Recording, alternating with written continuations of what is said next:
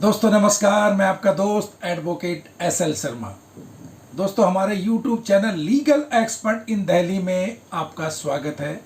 और दोस्तों आज मैं आपको हमारे इस YouTube चैनल के माध्यम से संपत्ति के बारे में, जो संपत्ति पति के द्वारा खरीदी जाती है उसमें पत्नी को हक है या नहीं है, उसी के बारे में मद्रास हाई कोर्ट के एक ऐतिहासिक फैसले का विश्लेषण करेंगे।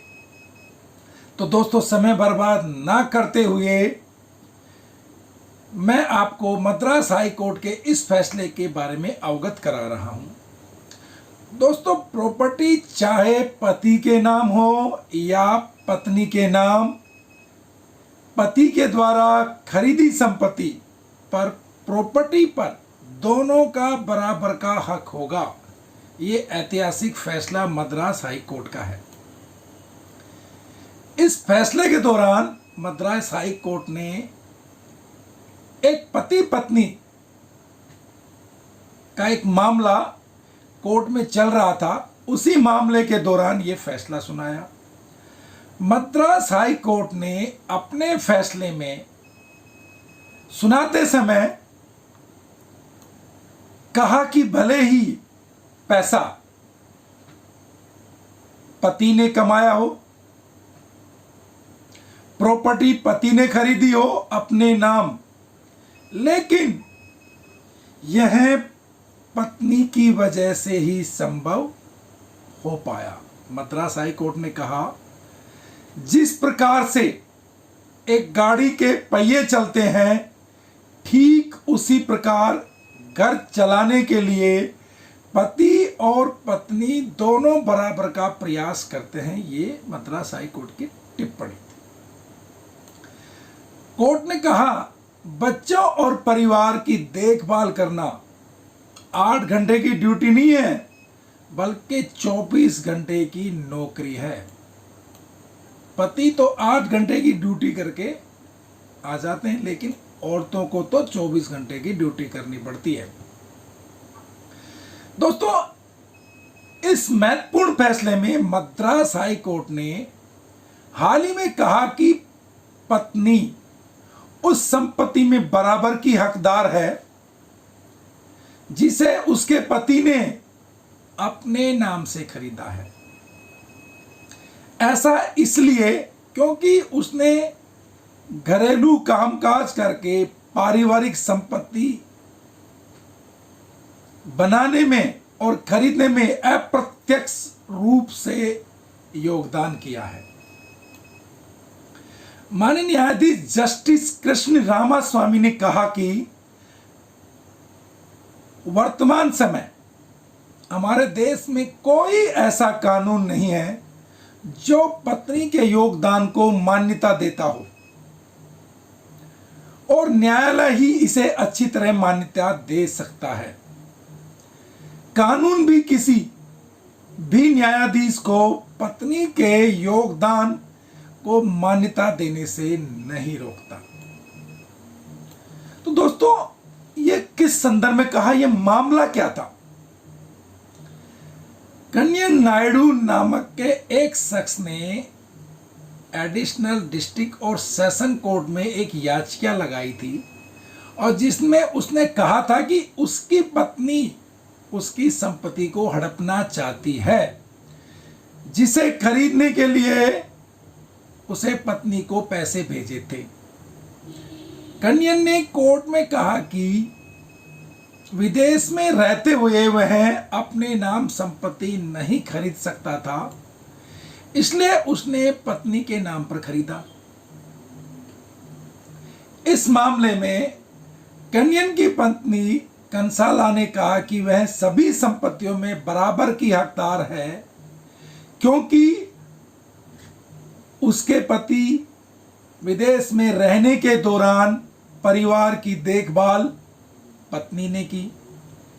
इसके चलते वह खुद नौकरी नहीं कर सकी, यहां तक कि पति की विदेश यात्रा के लिए उसने पैतृक संपत्ति भी बेची थी।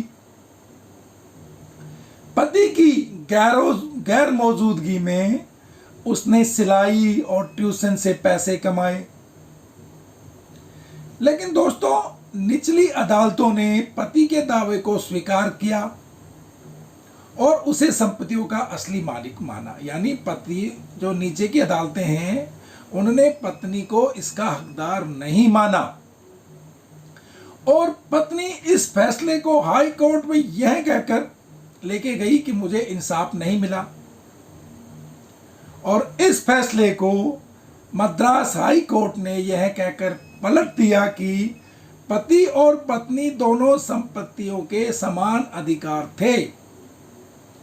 कोर्ट ने कहा कि पति पत्नी की सभी संपत्तियों में आधे हिस्सेदार की हकदार है जो उसके नाम पर खरीदी गई है।